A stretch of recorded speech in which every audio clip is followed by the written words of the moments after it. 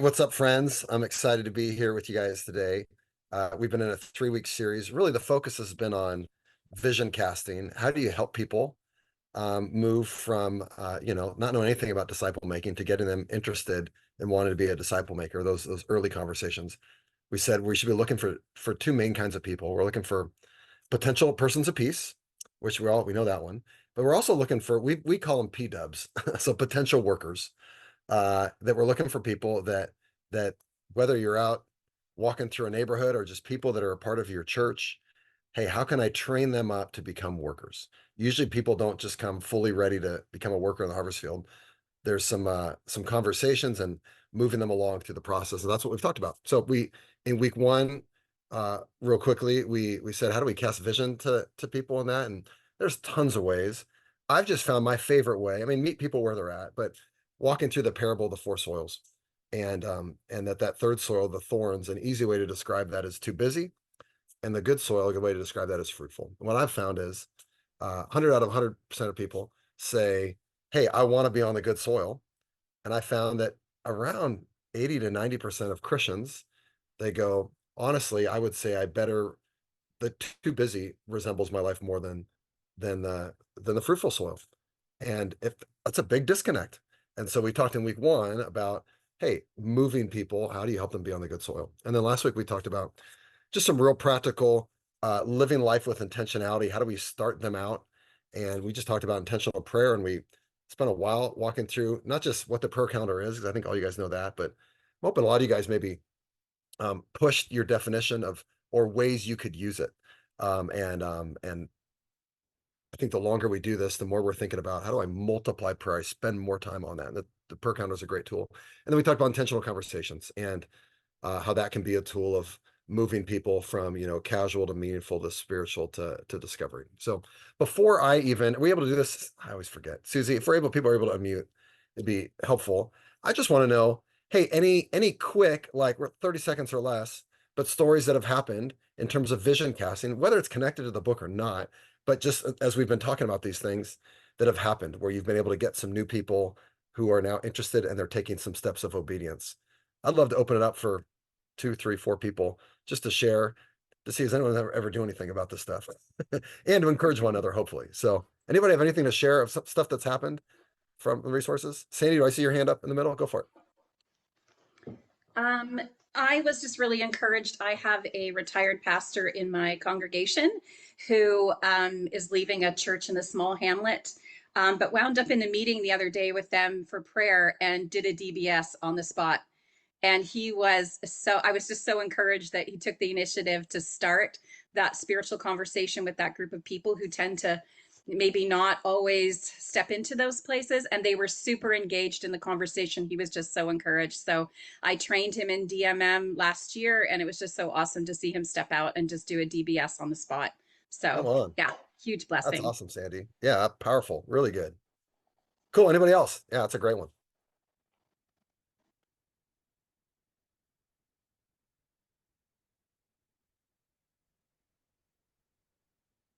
Wayne's raising his hand. Oh, Wayne, you got to unmute. Oh, sorry. Can you hear me now? Yes, go for it, man. So I just took a group through 8-week training, and this book came out right after that. And it's a great follow-up. Sometimes you take folks through training and there's this little, folks who don't want to go immediately into ongoing coaching. There's this little gap, but giving out the books to all of the folks who went through training and having them go through it, it makes a natural follow-up, like 21 days from now, or even between, just to see how they're doing with it. So yeah. Awesome. Very cool, Wayne. That's great. I'm reading from Haley over here. If one other person wants to go too, you can go, but gathering a small group of people this coming Monday to create a prayer calendars together and hoping at least some of the group will go through the book with me. That's awesome. Yeah, it's exactly what we made it for. One other person want to share anything? Yeah. Any wins that we've had in this? I'll share. Had a guy get released from jail last week, and he's failed multiple times as getting out of jail and falling back into drugs. And this time I've been discipling him, doing DBS with him for almost 6 months here recently. And he is succeeding right now. So he has not fallen back into drugs. Last week I got to spend a day with him, just going around town, helping him take care of paperwork that needs to be done as he's getting back into the world, basically. And he saw me have several conversations with people along the way. And he says, "Man, you do that easy." And I go, "It's starting to come easy, for me." And then he said, I talked to him a couple days ago, and he said, "Tom, I'm starting to have the same kind of conversations with people that you had with people." So it's pretty encouraging. He's plugging into our church that we go to right now, serving. So serving the people that are homeless right now in our community. Did you? I kind of phased out. Did you pick up what I said there? Got everything you said. That's awesome, Perfect. Tom. Okay, Praise good. God. That's fantastic. Very cool. All right, I see Lisa and Chris said we have around 16 people walking through the book together, and others were connected to using the book in one-on-one with newly baptized believers. Such a helpful resource. So awesome. So, hey, just pumped about what God's doing and how we're trying to live this out. Yeah, Brent says we have 3 different simple churches going through the book. That's so cool. Hey, so I want to share, as if you get people together to to go through it, or it's letting people get a couple weeks of vision casting. We taught them week 1 really the prayer calendar and made that option the first thing to do. Week 2 we talked about the conversation quadrant, and I shared last week how to do that. Week 3, as we all came together, and this is for us was a big week because we said, hey, they either have to decide to join us or not at that point. We said we want them to see the big picture of where this whole thing's going. So I want to show you a document that I copied, I didn't make. So you guys, if you've gone through the training, you've seen this and you've been like, this looks really similar. And I want to be really, really clear. This was just trying to take some of the language that, well, do you guys see that Adobe thing in front? There we go. Okay. Some of the language that we use of the process. And so we walked people through this in vision casting so they could understand, hey, this is where we're headed. This is where we're going. And if you choose to go, I want to live this lifestyle, this is the things you're going to experience. And so I just want to walk you through this real briefly. And then I'm going to end with one thing specifically for legacy pastors that could be helpful in vision casting. So we just said, it starts with God's heart, my identity, and looked up passages on that. And, the idea of, it's not that we are trying to make disciples. We are disciple makers. That's who we are as new creations in Christ. And then this idea is from that comes prayer. And from the book, we said, hey, you need to pray for yourself as a disciple maker. You need to pray for others. That's where the oikos map came in. And then with others, the prayer calendar. And then from that comes intentional conversations that out of the overflow and sometimes directly from the prayer calendar. And we said real simply, hey, discover people's pain points or their passions, and then ask a question like this. Has anyone ever prayed for you about that before? That you could do that. And we had people practice, even turn to the person next to you and share something that's difficult in your life. Now the other person, say this. Has anyone ever prayed for you about that before? And from that then comes share a story. And something like this. I said this last week. Hey, could I share a story with you that I think would encourage you? And as you share the story, then ask, hey, what do you learn about God? How could you apply it to your life? Who could you share that story with that would be an encouragement to them as well? We walk through just the simple process of how you move, into discovery conversations. And then the goal is you want to identify spiritual shares. And we just call this a short and informal Bible study, where it's not where we're pulling out the sheet. Usually even in those, it's not even like we're reading the text. I'm just telling them, or the people that we've trained are just telling them in their own words a story. And usually we're using stories like the stories of hope in that part. It doesn't have to be, it could be more felt needs, but stories of hope of Jesus heals the paralyzed man, Peter walks on water, stuff like that. And the bottom line, as we say at this point, is you're identifying a spiritual sharer. Will they pass this story on to at least one other person? We're not even going to introduce Discovery Bible Study until we see, hey, as we have this 5 to 10 minute conversation with them, will they have it and have this discussion? These are obviously non-Christians. And will they pass it on to one family member or one other person in their life? And if they will, and that takes, usually we like to see this happen at least, like 3 times. Then we like to sit down and go, hey, it's been so fun doing this rhythm of, and I'll do this with other dads at my kids' soccer practice, just on the sideline. Hey, we've gotten the habit of doing this, or a neighbor as you're taking out the mail. Hey, want to meet once a week and just do a quick story like this? If they have interest and they actually share it with somebody, just one person, then you teach them Discovery Bible Study, and sit down and make it an official thing. Hey, it's been fun, doing these stories. I'd love to show you a bigger resource that I think could be really helpful for you as you've been passing on these stories. And the one thing I want to share in this that I walk through with people is I get to that last question, who could you share the story with? And for them, as I'm casting vision to this, they're still a potential person of peace. I always say, I want to give you 3 options. I think I've shared this on the call before, but this has been one of the most helpful things for us. I go, who could you share it with? I want to give you 3 options of what you could do with it. Option 1 is you don't have to do anything. It's your life. So, you don't have to do it. If you felt pressure by me to do these, we could stop. Option 2 is, hey, here's this sheet. And in fact, the way we use it is we have 3 really well-known series on the side of it with the passages. We go, you have what you need. You could do this with your family from time to time, whenever you want. You don't need me anymore. Like, you could do that.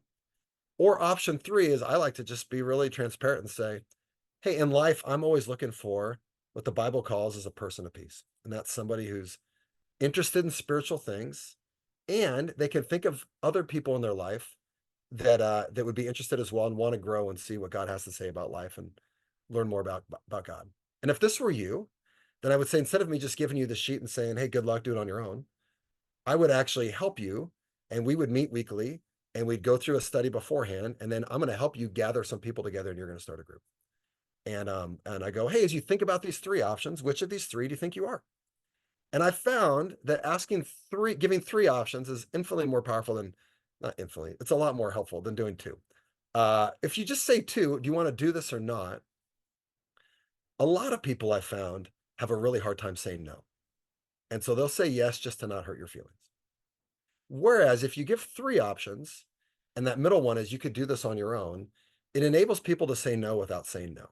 And the people that say option 3 are really saying option 3.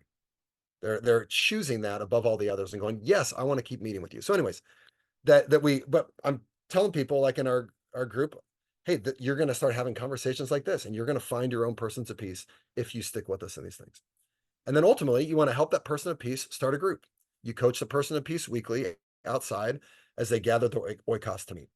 And I sharing this with people, hey, if you stick with us, this is stuff that you're going to start experiencing. And then ultimately, it's going to lead to salvations and baptism passages for Discovery Bible Study. The disciple maker baptizes a person of peace, and the person of peace baptizes their oikos. Hey, this is where this pathway is going to lead if you continue joining us with the stuff. And then ultimately, we plant churches, group studies and obeys. The series we like to use, the 7 commands of Jesus, and then become a church. And then from that, you can see, if it's not too confusing, that it moves to Generation 1 church, and ultimately a church planting movement, which is what we've been talking about, is 100 church plants in 4 to 5 year period with multiple streams to the 4th generation. So giving just a big picture of going, hey, we've walked through a couple of tools. In fact, we spend way more space, even on this diagram, talking about the early ones, because that's where people are at. But I want them to get also, hey, if these things would be something you'd be like, wow, I'd love to be a part of that. This is where it's headed. And we're going to walk you through these things and how to do it if you join us. And then I put in the middle here, this happens when you have a community of disciple makers meeting weekly for prayer, celebration, and accountability. And I just share, hey, I've trained a lot of people and come onside a lot of people, and here's what I found.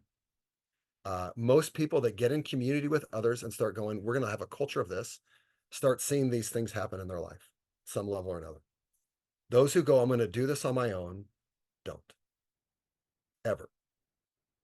And so if you go, this is stuff you want to do, I want to give you 3 options. And I give them once again, 3 options. And I go, one option is you could try to be the first person that I've ever met that is incredibly successful at doing this completely on your own. And I go, hey, you do it, and I will be your biggest fan. And I'll stop even saying people can't do it on their own if you prove me wrong. That's one option. Another one is, hey, you could think of some people in your life that that would be really interested in doing this, and they're not. And you start gathering them together, and you start your own disciple making community. And these are people that just went through the book, And so we actually have a couple of those that started where they said, I've got a bunch of friends and I'm going to get them the book and we're going to try to do what we've just done the last 3 weeks and gather them together. And man, that's multiplication. That's a huge win. And go, hey, I'd love to coach you and help you with that, but I won't be a part of that. I'm just going to help send you out to do that. So that's an option. Or the third one is, hey, continue to join us. You've come the last 3 weeks. This happens to be the exact time we normally meet if it's an existing group. Or, hey, we could start doing this together now going forward. And we're just going to continue to press in, building a culture where we're praying together for this stuff. We're celebrating every week, stories from our prayer calendars, stories from intentional conversations. And man, you just baptized your first person. You just shared your first story. You just found your first person of peace. And we're going to help each other with this. And so I help people with that. And we found people chose every one of those options. But having some steps of the biggest thing is you want to build communities where there's a culture where this happens. And the size of the group is not as important as the level of commitment of the people. I would way rather have 4 or 5 people that say, let's do this, than have 15 people that kind of want to do this. So in fact, make it tough for people to get involved. And so I wrote down a couple of things here with this that maybe could even help as you think about gathering communities, or how do I multiply some of these? I put one is, if people are going to join, this is what we've done. I'm not saying this is what to do, it's just what we've done. Is we've told people, if you're going to join in, we're going to say you need to make a commitment of a minimum of 6 months. So you've done it for 3 weeks to check it out, but I don't want to hear a month later, this doesn't work. Hey, we're saying, because the first month is going to be like the most difficult, right? As you're getting into this culture. Hey, this is going to take some time. And all of us on the call know this, that this doesn't happen automatically. So if I'm going to pour into you, if we're going to invest in this thing together, hey, it's February now, we could talk about this at the end of summer, but that's what I want you to pray about. I want to scare some people away, who maybe wouldn't even be willing to do that. Second is, hey, maybe we just went through this book together, it's great. Hey, there's a bigger training. And in this time, we're going to train you. I just want to let you know, we're going to train you on that. We're going to walk them through the 8-week training so they understand that. Number 3, we just put is there's a high level of commitment. Hey, we're inviting people. I know in church culture now, it's come when you can. But our church culture is, hey, you come every week unless you're sick or you're out of town. Besides that, we're all in. So we had someone recently that I was really excited about doing this because they were already seeing great things happen in their life. And they said, I'm involved in this other church community, so I'm going to come every other week. I'll come to this one week. The other week, I'm going to come to the other one. And I said, wow, that's cool. You got this other church community. If it's an every other week thing, I think you should just go that one every week. We're telling people they've got to come every week. Part of it is because that kills the culture, right? Of going, oh yeah, people can just kind of come when they want. No, we're all in with this thing, and we've made a commitment to one another. And so be okay with setting the bar really high, and to tell them, hey, if it doesn't work now for you to come every week, that's fine. You've gone, through some early stuff, and you're gonna start living this out. That's great. In 3 months, if you say I'm ready to do that, that's great. We'll have you join then. So it's not a now or never, but when you're on, we're saying we're asking you to really go for it. And then we say, hey, here's just some non-negotiables. Hey, you've obviously caught, because we've gone through this in the last couple of weeks, and maybe you read the book. Hey, we're going to do intentional prayer, meaning you're going to do a prayer calendar. Just want to make sure you get that. We're going to keep you accountable to that. Not saying you're going to be perfect or never miss days, but that's going to be one of the things we're doing together. We're part of this. Intentional conversations. We're going to bring up the conversation quadrant every week and talk this through. Just giving you a warning. We're going to do that in celebration and helping each other, but that's a part of this thing. And intentional groups. And I always tell them, I just want to let you know, if you join this with us, I'm going to be praying for you every single day that this next year, God's going to help you disciple someone to a relationship with Jesus, that you're going to get to see that person come to Christ, baptize them, see a group form, and watch them baptize other people. And you need to be okay with that. That's what I'm praying for you for. And there'll be other people praying for that as well. Not saying it's going to happen, but that's the goal of where we're moving this thing. And then I tell them, hey, and this is a group too, that you can't just invite people to just kind of come whenever. We say you can invite people to come in our normal part of the year. They can come 1 week to check it out. That's cool. But then after that, hey, they're either going, hey, they want to join in, or or they could wait till we just did our first 3 week where they could come for 3 weeks. but we tell people they can only invite people to come 1 week, because or else it really hurts the culture of people just kind of jumping in I'm gonna try it for a month. No, we say no, it's too important what we're doing here. And then and I tell them, I want to make sure you get this, that everyone's goal in our church is that they are in two groups. One is this, which is the church, and then the second is the one that you're starting, that you're helping go. And the goal is that we're all in two. And we'll see multiplication through that. Does that make sense on this with people? And so I really clearly I shared this with people in that last week because it was kind of a vision casting series. And we've decided we're going to do this vision casting series twice a year as a church. So we're going to do it once in the beginning of the year and once in the fall, where we invite people to come for a couple weeks. And we actually went straight into now the second time around of the 7 commands of Jesus, of the church, because we just found that we have all these new people and they need to now get the foundation. So the nice thing is that we can do totally different passages for these 7 commands. So we're not studying the same ones we did a year ago, but we're going, let's get this down again. Hey, this is who we are, and this is what we're about. So everyone's got the same foundation. So this is just a tool that maybe you could use to help people be able to understand the big picture where they're going and invite them in. And once again, I would just push, it's okay for people not to join. You can give them other options. So that person who said, I want to come every other week, she said, I can't make that commitment now. I said, no problem. We have a weekly prayer call. You can join that. She had gone prayer walking during the series. You can come join us for that. You can call me anytime you want. And she's already had some cool stories happen. Church, and she got it. She said, okay, I get it. Man, I'm excited about joining you in the future. I'm just not there yet. So I'm going to share 2 things, and then I'm going to open up for comments. That's my first one I just wanted to share. Could be a tool, and obviously you've caught, I didn't make that up. That totally is just some different wording that I wanted to just make it consistent for people based on the training. The second thing I want to show you is if you are in a legacy church, that's going to actually lead into the week after prayer. We're going to talk specifically to legacy churches for the whole time. But I wanted to give this, because a lot of us are in this context right now, something that I think is a big picture that would help. So I'm going to show one other picture that I made. It's not this one. I actually, oh wait, I got to share the screen. Sorry. This one I made just because I was in conversations with people about this, and maybe it's helpful. So this was church true for me as I was in a legacy church for a long time, and as I've talked to other people on the same journey. This is just called DMM Legacy Pastor. And I think if we're doing this right, we have 2 lanes going on. And lane 1, if you're a legacy church pastor, is those excited to apply the DMM principles and open to regular accountability. That you've got a group of people in your church that are going, we're excited about doing this. Let's go for it. And then lane 2 is everyone else that isn't too annoyed with your passion to make them disciple makers. I mean, you're hopefully talking about it a lot and they've not left. If you start talking about raising up disciple makers a lot all the time, and you guys all need to do this, people will probably leave your church. I've sure found that just by talking about it a lot. But okay, so what do I do with these 2 lanes? Just real simple. And I'm going to talk about one group today, and then in 2 weeks, we're going to really press into the other one. So first of all, the lane 1, look above there, just some things we've learned. And as I've talked to friends doing this, they all commented the same things. First is this will likely be a smaller group than you hoped. If you're thinking, man, I'm going to get everyone in my church a part of this thing, we're all going to do this. We're just going to turn our life groups into disciple-making communities. I don't think that's a good move at all. Man, I thought that at one point, but it'll just be really, really watered down things and nothing happens. So it'll likely be a smaller group of people than you hoped who actually go, I want to do this. Second, you'll need to lead by example as a disciple maker. You better be out front doing this.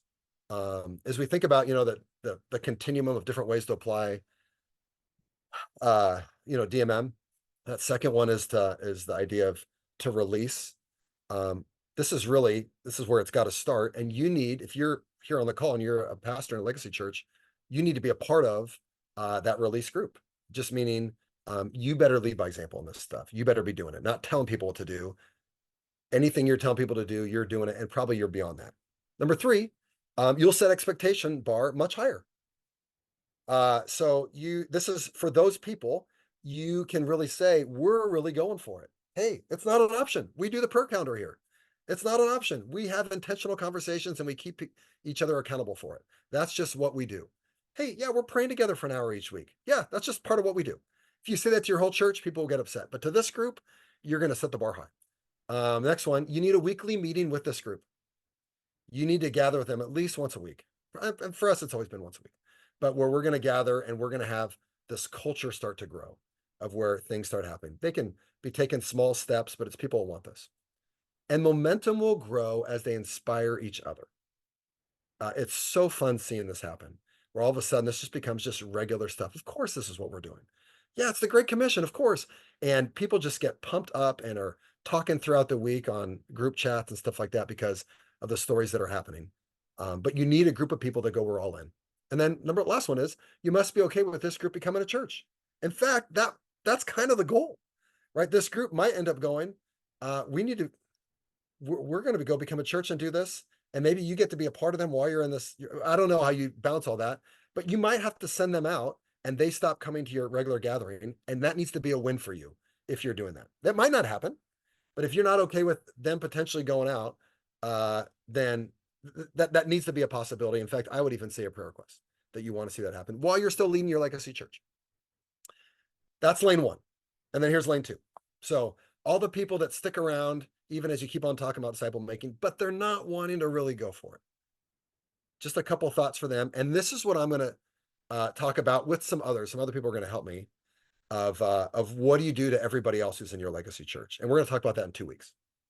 And just put this will likely be much slower than you hoped. You'll need to lead by example, but not too much. In fact, if you share all your best stories, I learned this the hard way, you will intimidate people and they'll think, oh, only the pastor can live this way. So you're going to need to actually share other people's stories much more than your stories and celebrate really small steps. Not share your really crazy stories of knocking on a stranger's door and stuff like that. Don't do that too much, what I learned. Number 3, set expectations lower. Celebrate small steps. Man, someone just did their first day of one time doing a prayer calendar. Man, that's fantastic. I mean, so just celebrate and make those the stories because you're trying to bring people and they go, I could do this. Okay, I got it. Number 4, sprinkle in sermons, cast real vision one-on-one. So you're talking about it, but you better also be having the conversations with people afterwards. But you're looking for opportunities all over the place to do it. But anyways, here's the next 2. Release lane 1 to inspire others through stories. Here's one of the best ways to do it. Tell everyone if they're still in the church, man, will you put lots of people in our church on your prayer calendar? I want people in our church getting bombarded by this and going, wow, I could see this happen. Let them be the people that are sharing stories all over the place. Release them, make sure that they get, hey, we're in this together of seeing, hey, how could we really supercharge our church or at least grab more people to be a part of this? And then finally, you need to be okay with some leaving from being overly challenged, which is the opposite. But some people will go, oh, even what you're calling us to do, which I would just call, I'm kind of just sprinkling in. You need to be okay that some are going to go, I don't want to do this. I don't like you telling me stuff I have to do. I miss the old days where I could listen to a sermon, shake hands and go home. And you need to be okay with that because that's still going to happen. There we go. So let me stop sharing this. And I want to just throw up for a minute. That's a lot of content I just said. And I wasn't looking at people, so I don't know if anyone's sleeping. I was looking at the sheet. I want to ask, hey, any questions or comments from that? From the circle diagram, which you guys have all seen, and I can share this stuff in here in a minute. Or the thing about legacy pastors, just we'll talk more about the bottom half in 2 weeks. But any questions or comments before we break to groups? I just want to say that was gold. Take this stuff to heart because it'll save you a ton of time and heartache. Because I've learned a lot of those lessons the hard way.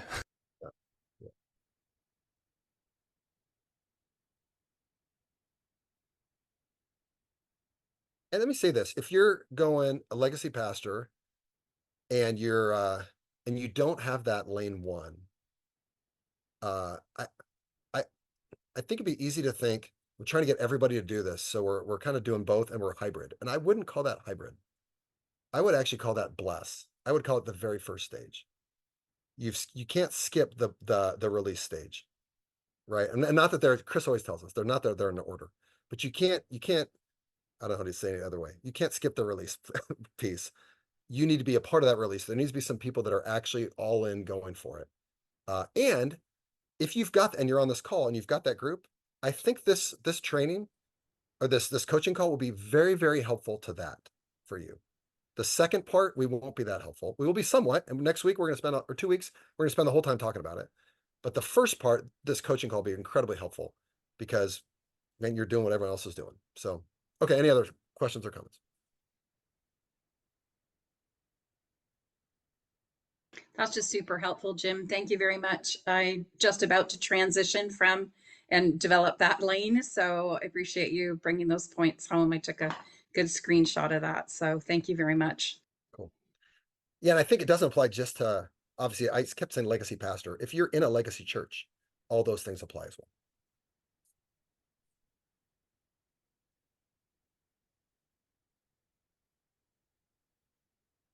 Hey, Jim, I think the first graph, the big picture is very helpful, kind of casting vision. I've tried to use some stuff from, the Heart and Field cycle in the past, which this is very similar to, or New Generations has a chart, but I really like your chart as well for, as I'm casting vision, especially to other pastors, they're like, well, what's the process? What are you trying to do? Or, if they're already interested, but they want to know more, I think maybe showing them something like this is what it looks like.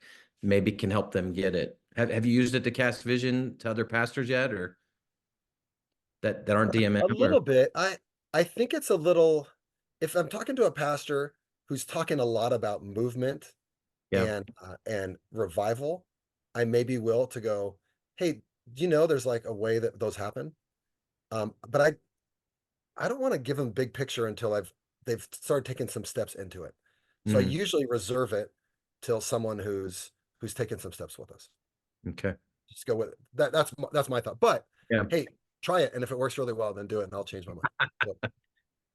But I don't want to overwhelm people. I want people to think I'm going to take some first steps to go before I go to that. So obviously that drawing's not in the book. I mean, I think we used it after people finished the book. That's when we first introduced it.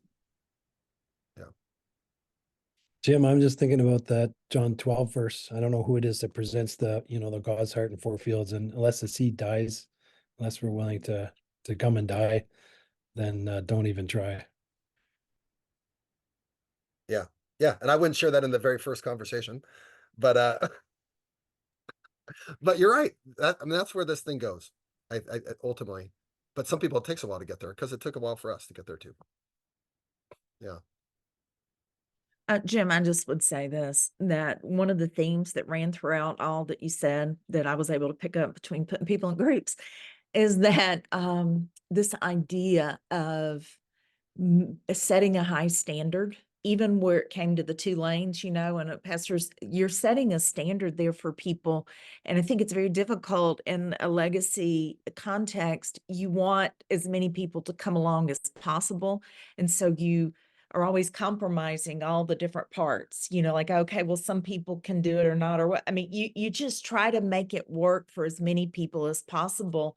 And it creates, and I think that's part of what Brent was talking about, it creates a lot of frustration.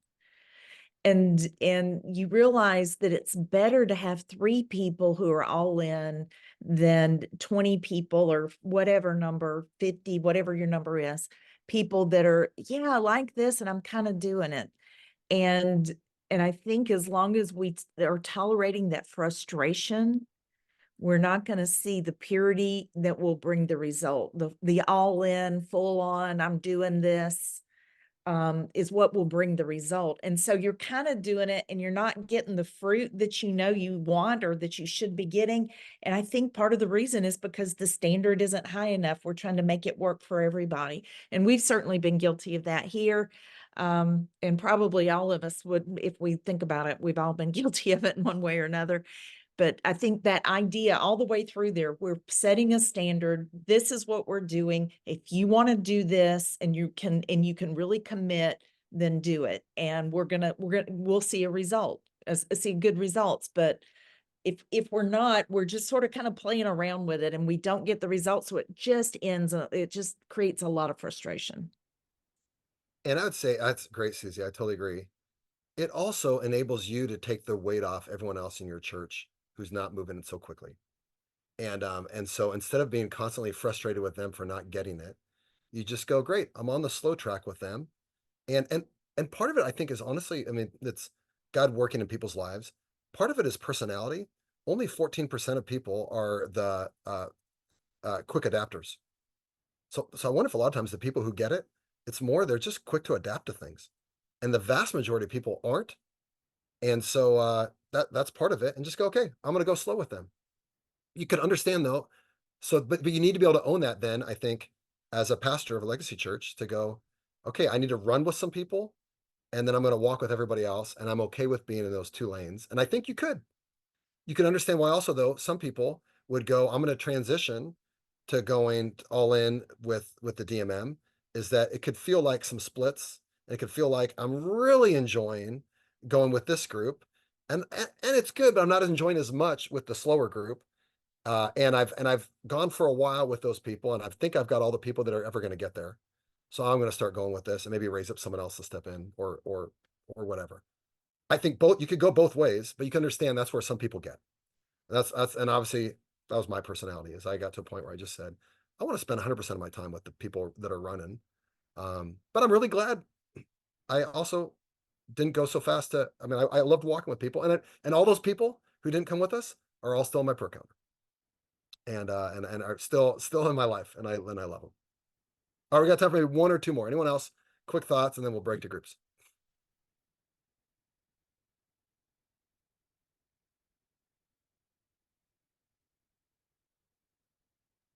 Yeah, I have a Okay. quick question, Jim. Oh, go ahead, Jordan. Yeah. Um, so I'm looking here at the spirit. I'm looking at this chart. Let me pull it up here. So I have a question, and maybe because I know y'all been doing this longer than we have. We have typically here, and I'm just sharing for our local context. We do the identify spiritual shares thing. We've made it like a real focus of we want to see a group get together as quick as possible because we've just seen that like maybe the first person that I meet is not the spiritual share, a person of peace, but they're connected to somebody. I'm wondering there, what have you found in sharing like three stories as opposed to one? If that question even makes sense at all. But so yeah, just to clarify, we've been in the habit of like, we're going to share one story. Depending on how they respond to it, we're saying, hey, can you gather together some people here pretty immediately with just the understanding of, yeah, sometimes that first person I have found maybe will lead you to the person of peace, but maybe they're not the spiritual share, but they're just bringing the group together. I don't know if that's even a cohesive question or not, but teeing it up. Jordan, I 100% get it, and I think that's wonderful. And we've sure seen it that happen that way as well. And so if you can, in one story, they gather a bunch of people together, absolutely do that. That's great. Here's why we we switch to focusing more on the spiritual share. Is we'd invest a lot of time in somebody who just wasn't getting this group together, Mm, and go off and on, off and on. And so we just think everybody might be a person of peace. mm, And there was just a lot of wasted time. I yeah, don't know if you've experienced that as well too, because it was such a big step. yeah, Whereas to go, I'm not going to sit down and really start investing people and really start casting some big vision till I've seen that they can at least hear a story very simply and share it with somebody else. And if they'll yeah, do that, and then by the way, when we get to the place of like teach them Discovery Bible study, which sometimes is a week or two later because we've done stories yeah, quickly, uh, we start thinking about, okay, who are you going to invite to be a part of this thing? Well, who you been sharing the stories with already? Oh, great, obviously them. mm, So yeah, they've already done it. Um, and I would say, uh, just as, for more people that are a part of our disciple making community who have never done this before, it's an easier step. yeah. So I think just that's come, why I think I'm actually saying I'm going to steal it because I think our focus puts a lot of pressure on these new disciples I've been coaching is get a group together. But I actually like this of, yeah, put the ball in their court and see if they share it and let that be kind of an indicator rather than just rush to starting a group as fast as humanly possible. I actually think that's really wise. and you sit down then, and it's a cool thing. Like we've been meeting for 4 or 5 times, and now we're sitting down. I just did this at a Subway a couple days ago with somebody. It's been cool doing this together. Hey, I'd love to share with you this greater resource, and they're just ready for it. because some stuff's already been happening in their life. So, but anyways, that's sure not a rule. If they'll go right into it, don't tell them, no. I got to tell you 3 to 7 stories. Just do it. That's great. Cool. Hey, one more. Anyone have one last one, and then we're going to groups. And if not, that's all good. Bob's got one in the chat, Jim. Oh, Bob. Can someone read it? I don't see it. What about for those of us who are not pastors and are not therefore obligated to the slow people? Should we prioritize the fast people? I would say if you've got some people in your life that you really, really love, you should go slow with them. I mean, people that you're close with, so I think as a pastor, you're supposed to care for everybody. But if you've got some people in your life, that you're going, man, I really want them to get some family members, some close friends, whatever, you need to give them both options, slow route or fast route. If you really, because not everyone's going to get it. Now, with the big masses, yeah, just run with people that want to run. But I would say I would still apply the same thing as a pastor to go, if I just go, okay, I'm going to dip out because you're not ready to go with this with me right now, you're going to lose a lot of people behind. And so I still would give them steps. And I've got a lot of those people that I'm close with that I just go, okay, I'm putting you on the slow track. Guess where I put them? On the prayer counter. And, and things happen over time through that. All right. I think that's it, everybody. Hey, we'll see you next week for prayer. I can't wait to pray for a long time with you guys. It's cool stuff happened from it. Have a great time in groups.